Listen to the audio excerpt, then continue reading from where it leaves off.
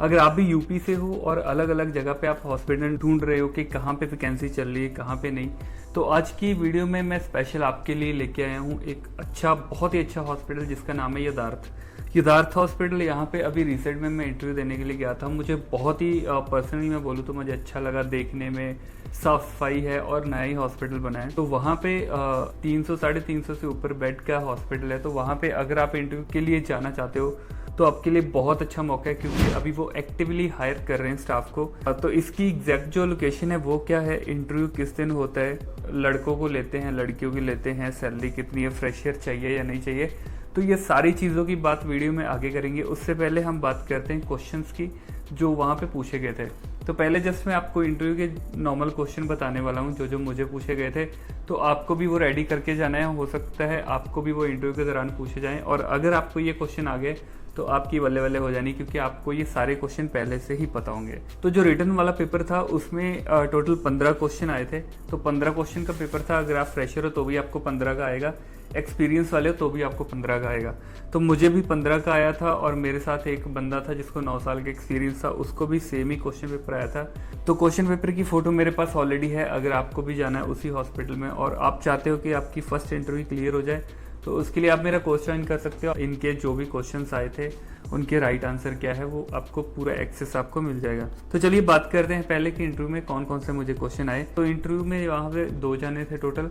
तो एक कोई मेल स्टाफ था, मुझे पता नहीं, शायद एजुकेटर है या जो भी वो हायर करते हैं वो है। तो दूसरे जो मैम थे वो उनकी एनएस थे। तो उन्होंने काफ़ी सारे क्वेश्चन पूछे। टोटल मुझे 10 क्वेश्चन पूछे थे उन्होंने, मैं 10 के 10 ही आपको बता रहा हूँ। जो पहला क्वेश्चन उन्होंने पूछा था IPSG गोल क्या होता है। तो IPSG इंटरनेशनल पेशेंट सेफ्टी गोल, जो 6 गोल होते हैं, तो वो आपको बताने हैं। दूसरा उन्होंने मुझसे पूछा था फॉल प्रिवेंशन के लिए क्या कर सकते हो, तो वो आपको बताना है। बहुत सारी चीज़ें हैं देखो फॉल प्रिवेंशन में आती है। अब हम बहुत डिटेल में नहीं जाएंगे, तो मैं जस्ट आपको सुपरफिशियल बता देता हूँ। बेड के बिल्कुल साथ में आप जो चीज़ें रख सकते हो, जैसे कॉल बेल हो गया, पेशेंट का जो भी डेली जो भी नीड है पेशेंट की, चाहे वो उनकी स्पेक्स वगैरह होगी साथ में ट्रॉली पे, चाहे उनका पानी हो गया, है ना, जो भी उनका डेली यूज़ करने वाली चीज़ें वो सारे बेड के साथ रखनी है। फिर बेड की साइड रेल हमेशा ऊपर करके रखनी है। उसके बाद अटेंडेंट है और पेशेंट है, दोनों के एजुकेशन देनी है कि आपको अगर नीचे उतरना है तो बताना है, खुद से नहीं उतरना है ना। तो उसके बाद अगर पेशेंट वॉशरूम में जाता है तो उस टाइम पे भी आपको उनको बोलना है कि आपको कॉल बेल करके हमें बुलाना है। अगर वो खुद जाता है तो आपको ध्यान रखना है कि एडिक्वेट लाइट होनी चाहिए, है ना। वॉशरूम के अंदर भी लाइट होनी चाहिए, फ्लोर जो है स्लिपरी नहीं होना चाहिए। तो ये सारी चीज़ें, वहाँ पे ग्रैब बार्स वगैरह लगे होने चाहिए। तो ये सारी चीज़ें आपको बतानी है उनको। उसके बाद नर्सिंग और मेडिकल डायग्नोसिस में उन्होंने डिफरेंस पूछा था क्या है। तो मेडिकल डायग्नोसिस क्या होता है, कोई पर्टिकुलर डिजीज़ कंडीशन को इवेल्युएट करने के लिए या उसका डायग्नोज बनाने के लिए डॉक्टर जब अलग अलग टेस्ट करवाते हैं, चाहे वो लैब टेस्ट हो गए, चाहे वो रेडियोलॉजी के टेस्ट हो गए, चाहे कोई बायोप्सी वगैरह हो गई, या जितने भी टेस्ट वगैरह होते हैं, सारे टेस्ट करने के बाद जब कंफर्मेशन होने के बाद कोई डायग्नोस निकाला जाता है उसको हम बोलते हैं मेडिकल डायग्नोसिस। वही जो नर्सिंग डायग्नोसिस होता है उसमें नॉर्मल पेशेंट जिस साइन एंड सिम्टम के साथ आता है, उनकी जो आप असेसमेंट करते हो उसके बेस पे आप उसका डायग्नोसिस बनाते हो। अगर पेन उसको अब्डोमेन में पेन हो रही है तो उसके ऊपर बना सकते हो। पेशेंट को वॉमिटिंग हो रही है तो उसके लिए आप बना सकते हो उनके पुअर न्यूट्रिशन के ऊपर, या फिर फ्लूइड बैलेंस के ऊपर, है ना। बहुत सारी चीज़ें हैं जिसके ऊपर आप बना सकते हो। उसके बाद ECG लीड प्लेसमेंट के बारे में उन्होंने पूछा था। तो 6 लीड है, हर एक को किस किस जगह पे प्लेस करते हैं, तो वो आप जरूर पढ़ के जाना, वो भी आपसे जरूर पूछेंगे। नहीं तो मैं आई बटन पे इसका लिंक भी दे दूंगा, वहाँ से आप डायरेक्ट क्लिक करके देख सकते हो, नहीं तो वीडियो खत्म होने के बाद दोबारा से डिस्क्रिप्शन में भी आप चेक कर सकते हो। उसके बाद हाई रिस्क मेडिसिन कैसे देते हैं, क्या प्रोटोकॉल है, उसके बारे में उन्होंने पूछा था। तो देखो जब भी हाई रिस्क मेडिसिन का मैंने देखा, मैंने अभी तक 5 स्टूडेंट भेजे वहाँ पे, सबको ही ये क्वेश्चन आया ही आया है। और अगर आप भी वहाँ पे जा रहे हो तो 110% मेरे हिसाब से आपको आएगा ही आएगा, क्योंकि अगर उन 5 से पूछा है जो कि फ्रेशर थे मेरे 5 स्टूडेंट, और 5 का वहाँ पे हो भी गया और उनको भी यही क्वेश्चन पूछा था हाई रिस्क के बारे में, तो आपको भी ये जरूर पूछेंगे। उसके बाद ब्लीडिंग को कंट्रोल करने के लिए उन्होंने पूछा था कि कैसे कैसे कंट्रोल कर सकते हो। तो ब्लीडिंग कंट्रोल के लिए आप देखो अलग अलग सिनेरियो अपने दिमाग में सोच सकते हो। वैसे कुछ पेशेंट ऐसे होते हैं जो लीवर की प्रॉब्लम के साथ आते हैं और GI ब्लीड के साथ आते हैं, या फिर रोड साइड एक्सीडेंट के साथ आते हैं। तो हर किसी को अलग अलग तरह से मैनेज करना है। रोड साइड एक्सीडेंट है, आपको डायरेक्ट ब्लीडिंग वाली जगह दिख रही है, अगर यहाँ से कहीं टांग से या कहीं हेड से कहीं से ब्लीड हो रहा है तो डायरेक्ट प्रेशर आप दे सकते हो। उसके बाद कुछ मेडिसिन होती है जो आप दे सकते हो, जैसे विटामिन के हो गया, इंजेक्शन ट्रैक्समिक एसिड इंजेक्शन हो गया, या फिर उसके साथ साथ आप FFP भी दे सकते हो पेशेंट को, है ना। अलग अलग चीज़ें हैं, आप उनको बता सकते हो किस तरीके से करना है। साइनोसिस के बारे में उन्होंने पूछा था, वो भी आप जरूर पढ़ के जाना। नारकोटिक मेडिसिन कौन कौन सी होती है, कैसे आपको डिस्कार्ड करना है अगर आपकी बच गई है तो उसके बारे में भी आपको पता होना चाहिए, आपको बताना है, क्योंकि आपको ये क्वेश्चन आ सकता है। तो नेक्स्ट जो क्वेश्चन था, how to identify the patient, तो पेशेंट को आइडेंटिफाई कैसे करते हो उसके बारे में उन्होंने पूछा था, तो वो भी आप जरूर पढ़ के जाना कि कैसे आप करते हो। जैसे ID बैंड हो गया, फिर उनका UHID नंबर हो गया, है ना, IP नंबर भी हो सकता है, या फिर उनका नेम हो सकता है।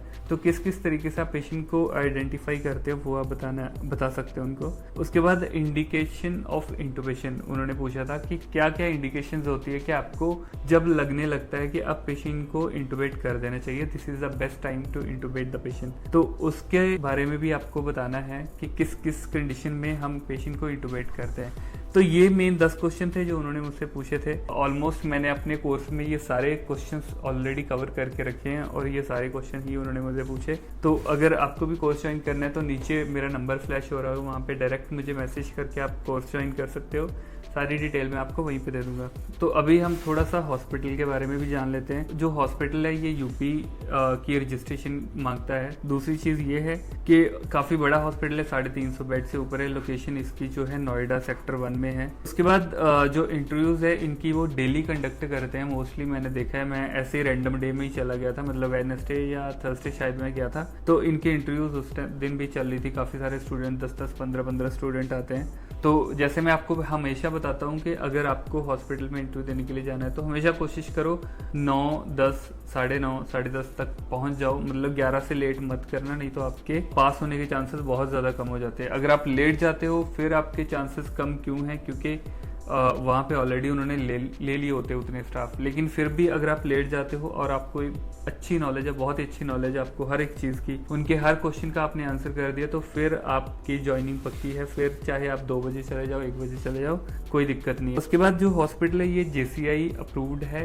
NABH+ JCI है। तो इसका और भी ज़्यादा फ़ायदा है क्योंकि ये JCI पॉलिसी को फॉलो करता है। तो JCI जितने भी हॉस्पिटल्स होते हैं उनमें सैलरी भी थोड़ी सी तगड़ी होती है। अभी सैलरी के बारे में बात करते हैं उससे पहले जो मुझे सबसे बेस्ट चीज़ लगी इस हॉस्पिटल की, जो मुझे और कहीं नहीं दिखी अमृता हॉस्पिटल के बिना, वो है हॉस्टल।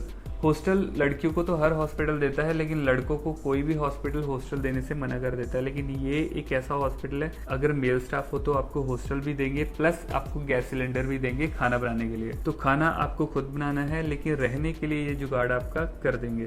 अगर आपको रहने के लिए मिल जाता है तो 2-3 हज़ार में आप बाहर से भी टिफ़िन लगवा सकते हो। मेरे हिसाब से बेटर है कि टिफ़िन लगवाओ और खुद ये सब झंझट में पड़ने की ज़रूरत नहीं है। वही इससे अच्छा है जो आप खाना बनाने में टाइम वेस्ट करोगे, उससे अच्छा है उतने का खाना लगवा के आप अपनी स्टडी करो अब्रॉड के लिए, या नहीं तो फिर गवर्नमेंट जॉब के लिए, जो भी करना करो वो आपके ऊपर है।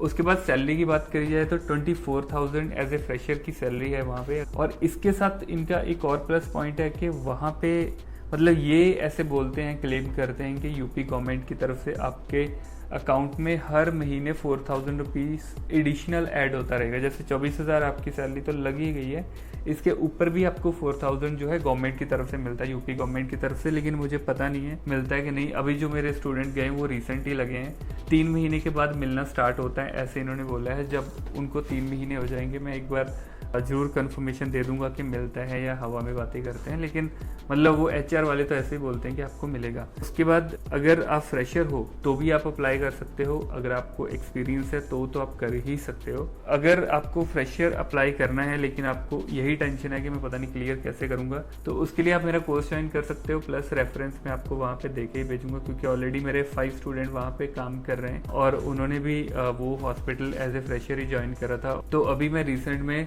सबको रेफरेंस देके ही वहाँ पे भेज रहा हूँ और सबका ही क्लियर हो रहा है। बाकी अगर आपको कोर्स ज्वाइन करना है तो नीचे मेरा व्हाट्सएप का नंबर आपको फ्लैश हो रहा होगा, वहाँ पे आप डायरेक्ट मुझे मैसेज कर सकते हो। कुछ भी इस हॉस्पिटल के बारे में पूछना है तो आप मुझे कमेंट सेक्शन में पूछ सकते हो, अगर कोई भी डाउट है क्लियर करना है। उसके बिना अगर आपको और किसी चीज़ के ऊपर डाउट है, या आपको किसी और हॉस्पिटल के बारे में मुझे सजेस्ट करना है, कोई 200 या 250 बेड से ऊपर का जहाँ पे इंटरव्यू आप चाहते हो कि मैं दूँ, तो मैं ज़रूर दे के आऊँगा। आप मुझे कमेंट सेक्शन में बता सकते हो। तो आज की वीडियो में बस यही था, हम मिलते हैं नेक्स्ट वीडियो में, तब तक के लिए बाय बाय।